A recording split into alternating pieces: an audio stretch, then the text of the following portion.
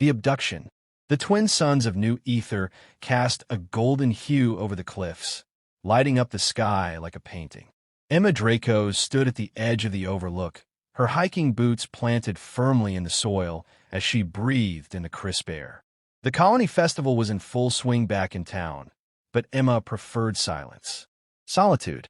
The sound of the wind whipping through the canyon did more for her than crowded music and food stalls ever could. She adjusted her backpack, checking her datapad. A 10-kilometer hike back to the settlement. Plenty of time before nightfall. She turned to head down the trail. Then everything went dark. A sound like tearing fabric sliced through the air, a compression field. A split second later, her body seized as static crawled across her skin. She collapsed. Shadows fell over her as hulking figures emerged from the shimmer of a cloaked shuttle. Voices. Alien. Harsh and guttural. Human female. Prime specimen. Young. Unarmed. Emma's eyelids fluttered, her limbs numb. She caught only flashes, scaled skin, armor plates, glowing red eyes. Someone shoved a needle into her neck. Cold fire raced through her veins. Then nothing. She woke up in a cage. Dim lighting. Metal walls. The constant thrum of a ship's drive core beneath her. Across from her, another cage held a feline-like creature, gagged and unconscious. The stench of sweat, fear, and oil choked the air. Emma sat up slowly, flexing her hands. They'd taken her gear, her datapad, everything. But they'd missed something. Her necklace. She touched it gently. A thin gold chain tucked beneath her shirt. The pendant, small and unassuming, was engraved with a name few outside Earth would recognize, unless they knew who they were messing with. She looked up as a tall alien approached, clearly in charge. He had tusks curving from his jaw and a long tail twitching behind him. A Varkari, if her schooling was right. Pirates. Slavers. Awake, human, he growled, voice like gravel. You've been claimed by the Varkari syndicate. You'll fetch a high price. Emma stared at him silently. He leaned closer, his breath foul. You're nothing special. Just another soft-skinned mammal. But some buyers like your kind. Fragile. Pretty. Still, Emma said nothing. Name, he demanded. For the registry. Emma. He growled in frustration. Full name. She hesitated. Then, calmly, Emma Draykos. The alien blinked. A few other slavers nearby turned their heads. Draykos, one muttered. The leader scowled. That name means nothing. She's bluffing. But unease stirred in the group. The alien captain turned to a smaller crewman and barked an order. Scan it. Name, genetic markers, everything. The crewman entered the data into a cracked, rusted console. The screen flashed red. No record found. Emma smirked. Guess I'm off the grid.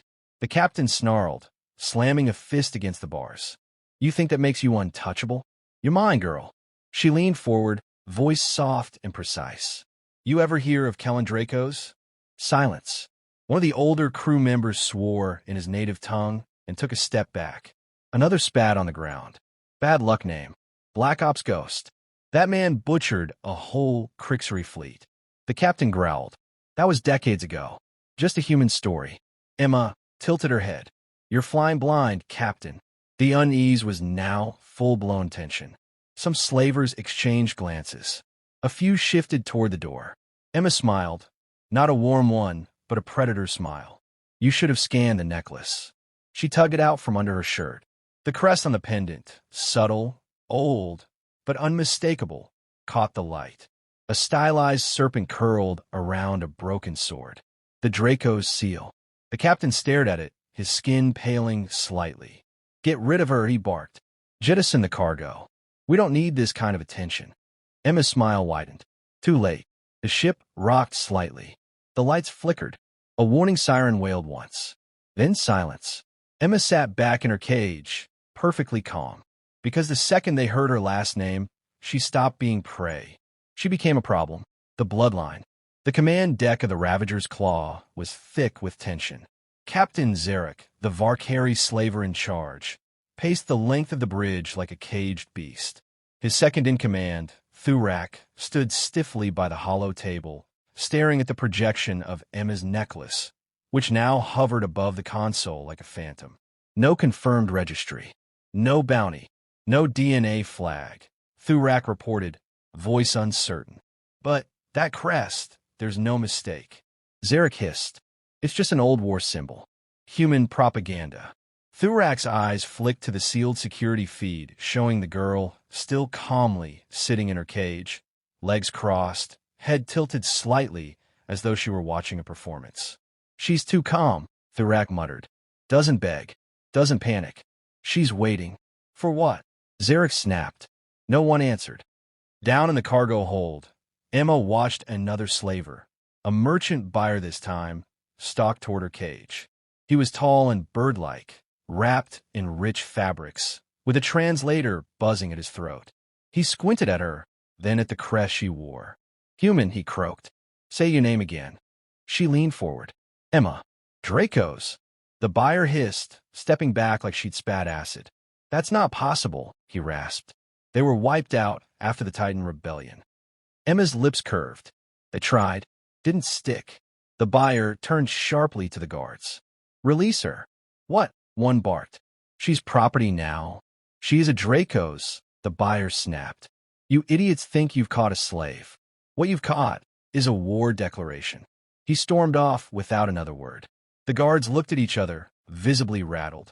One even deactivated the stun grid on Emma's cage before stepping back cautiously. Emma stood and stretched like a cat. Nice to know someone around here paid attention in history class. Years ago, the galaxy bled under the weight of the Titan rebellion, a conflict so secret that most of it never made the public archives. Whispers told of a Terran Black Ops family, the Draco's lineage, who infiltrated, assassinated, and dismantled empires from the inside. Kellen Draykos, Emma's grandfather, had once sabotaged the fleet of the Dominion of Virilax using only a stolen fighter and a bag of explosives. They called him the Butcher. His daughter, Emma's mother, led the covert team that collapsed the Crixery warlord syndicate in a single night. The Draco's name had become a ghost story, a cursed word, a reason for nervous looks and policy reversals. And now, somehow, one of them was alive and aboard a slave ship. Back on the bridge, Zarek's claws drummed against the control console. The buyer pulled out. Word is spreading already. A human ship pinged us on long-range scan an hour ago. Civilian registry, but heading this way. Thurak shifted. It could be her people, Zarek growled. Or worse, it could be him. The room fell into silence. Zarek turned toward the other officers. We cut her loose. Jettison her into a neutral zone. No trace. If we're fast, we disappear before anyone connects the dots. No, Thurak said, surprising even himself. If she really is a Draykos, it's already too late. Zarek's eyes narrowed. You afraid of a girl? Thurak hesitated. I'm afraid of what follows her. That night's cycle. Emma sat alone in the dim corridor of the cargo bay, now unlocked. None of the crew dared enter. The sympathetic young alien, Joran, a lanky technician barely out of adolescence, brought her food and water, hands trembling. Why didn't you tell them right away? He asked. Emma looked at him, her voice quiet. Because the name's a weapon, and weapons work best when you let them walk into it. Joran stared. They say your grandfather destroyed a whole cruiser fleet with one ship. He didn't, Emma said. He only flew one. My mother did the rest. Joran blinked. Emma offered a small, grim smile. They took the wrong girl. Now, they're going to bleed for it. Elsewhere, beyond the edge of the sector, a Terran stealth frigate intercepted the Ravager's claws-broken data burst. In the dark command chair, a grizzled man with a jagged scar across his left, I leaned forward. The message played again. A grainy vid feed of a teenage girl lifting her necklace, the Draco's crest catching the light. The man didn't speak. He simply smiled. Bring me the ship's coordinates, he said. We're going hunting. The awakening. The Ravager's claw drifted through the shadow of a gas giant, hiding from long-range scans like a wounded animal. Inside, the mood had soured. Paranoia clung to the corridors. Whispers of the name Draykos infected every level of the ship. In the engine bay, Joran flinched as a loud clang echoed down the hall. He tightened the coolant seals, trying not to think about the eyes watching him, or the slaver crew that now moved in nervous clusters, always armed. He hadn't told anyone that he'd been talking to her, or that he'd seen her hacking into the wall console in the cargo bay, or that she hadn't been locked in for over a day. Because deep down, Joran wasn't afraid of Emma Draykos. He admired her. Emma crouched behind the panel in the maintenance crawl space, watching as her makeshift code worm spread through the ship's secondary systems. It wouldn't hold long, but she didn't need it to, just long enough to remind them she was still in control. The lights flickered. Somewhere above, the comm system cracked and buzzed. A garbled audio loop played over the intercom, then cut out abruptly. Emma crawled backward, wiped her hands, and sealed the panel. She had no weapons, no armor, but her father always said, "Control is the weapon. Make the battlefield yours." She stepped out of the maintenance duct and into the corridor like she belonged there. No alarms, no guards. Good. They were too busy watching each other. On the bridge, Captain Zarek's patience had fully evaporated. "She's loose on my ship," he growled, punching the console hard enough to crack it. "This ends now." Thurak didn't reply. His eyes were locked on the long-range scanner. Another ship just entered the system. Small, fast. No transponder. Zarek's snarl faded. "Human. Could be." Zarek turned to the crew. "Arm the boarding teams. Seal the decks. If anyone so much as speaks her name, put them down." He stormed off the bridge. Thurak stayed behind, staring at the silent scanner. He wasn't sure what scared him more, that the Draco's name might be a bluff or that it wasn't. Joran met Emma in the auxiliary generator room. He closed the door quickly and handed her the device. "A makeshift shock baton," he said, holding up a repurposed power rod wrapped in a wire coil. "Won't do much against armor, but if you hit someone in the right spot." Emma took it, checked the charge, and nodded. "You're smarter than you look." Joran rubbed the back of his neck. "You really gonna fight your way out?" Emma looked him dead in the eye. "No, I'm gonna crash this ship." Joran paled. "Wait, what?" She grinned. "Relax. Not a hard crash. Just enough to wake everyone up." 10 minutes later, the lights went fully dark. The artificial gravity flickered, then cut out entirely. The ship lurched. Klaxon screamed. Steam hissed from the vents. Emma drifted through the maintenance shaft like a ghost, reached the command relay node, and slammed the override switch with her boot. Power surged through the relay grid. The bridge lights exploded in sparks. Every unsecured console rebooted, displaying one simple message in Terran Standard. Draco's protocol engaged. Zarek roared as flames erupted from a vent. "She's hijacked the goddamn ship." Thurak turned to him. "We should surrender. Turn her over. Someone like her. I will not bow to a human child." Zarek bellowed. The moment was cut short by a sudden hiss of doors opening. Emma stepped onto the bridge, calm, collected, the shock baton in her hand. Joran followed a step behind, nervous but determined. The crew drew weapons. She didn't flinch. "You forgot something, Captain," she said softly. "The moment you took me, you started a war. You just didn't realize it yet." Zarek lunged. Emma sidestepped, slammed the baton into his neck. He convulsed, hit the floor hard, twitching and gasping. No one else moved. She turned to the others. "You can follow him into the dirt, or you can survive. I only need this ship long enough to send a message." Thurak stared at her. "To who?" Emma's eyes burned. "My family." In the dark reaches of space, the small stealth frigate pulsed toward them. Inside, Kellen Draykos watched the scrambled video feed from the slaver ship. His granddaughter stood over an unconscious Varkari captain, calm as a knife in the dark. He leaned back in his chair. "She's ready," he said. The crew around him snapped to attention. "Bring us in close. We're done waiting." Legacy of fire. The Ravager's claw hung silent above the gas giant, disabled and drifting. Sparks flickered in its corridors. Several decks were on emergency power. Life support was holding, barely. In the makeshift command center on the lower deck, Emma stood before a holographic projection of the ship's systems. Thurak and Joran flanked her, both tense but silent. Crew members, once hardened slavers, now sat stripped of rank, wary and uncertain. They weren't loyal, but they weren't stupid either. They knew who she was now. Emma's fingers danced over the console. The ship's comms were finally back online. Just enough bandwidth for one tight beam, encrypted transmission. She leaned toward the mic. This is Emma Draykos, broadcasting on Legacy Channel DR1. To any Terran blackout unit still operational. I've taken the slaver vessel Ravager's Claw. Coordinates embedded. I'm coming home. She hit send. Nothing happened. Then the console pulsed green. Signal confirmed. Response in transit. Emma stepped back, shoulders finally relaxing. Now we wait.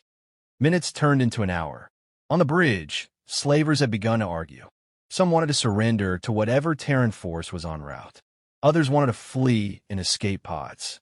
A few fools whispered about trying to retake the ship. Zarek, still restrained in the brig, screamed threats no one listened to. And then, the stars blinked. It wasn't a sensor glitch. Not interference. Just one ship, small, sleek, and silent, emerging from stealth like a knife pulled from a sheath. It hovered 50 kilometers from the Ravager's Claw, no weapons charged. But its presence alone sent a wave of dread through the crew. Joran stared at the scanner. That's not a cruiser. That's a Draykos-class interceptor. There are only 2 ever built. Emma smiled. There's only one still flying. The ship docked with the Claw without firing a shot. Airlock doors opened with a hiss. Footsteps echoed down the corridor. Slow, precise, heavy with authority. Kellen Draykos walked through smoke and dim light like a ghost from another era. A long coat swept behind him, matte black armor plating covering his chest and shoulders. His face was older than the vids made him seem. Weathered, scarred, eyes cold as vacuum. He stopped when he saw her. Emma took a breath. Hi, Grandpa. He studied her for a long moment. You broke into their ship's systems with nothing but a necklace and a bluff. She shrugged. It was a very convincing bluff. A faint smile touched his lips.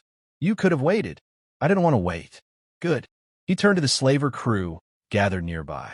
You all belong to me now. Anyone who wants to try running can go ahead. Just know I never miss twice. No one moved. The next few hours were methodical. Kellen and his 3-man team swept through the ship, tagging every weapons cache, hacking into the slave registry, and uploading damning evidence to Terran authorities. He moved like a machine, fast and efficient. Emma followed close behind, absorbing every detail. Not as a rescued girl, but as someone learning the trade. In the med bay, they freed the remaining captives, alien and human alike. In a vault, they found weapons, currency, and stolen Terran tech. And in the hidden deck beneath engineering, they found the bodies. Emma stood quietly as Kellen stared at the row of stasis tubes. His jaw clenched. This, he muttered, is why we don't let ghosts rest. Later, with the Claw fully under Terran control, Emma stood alone on the observation deck. The gas giant below swirled endlessly, colors shifting like oil and water. Kellen joined her, holding 2 metal canisters. He handed her one. Emergency rations, he said. Still taste like war. Emma smirked and took a bite. They ate in silence for a while.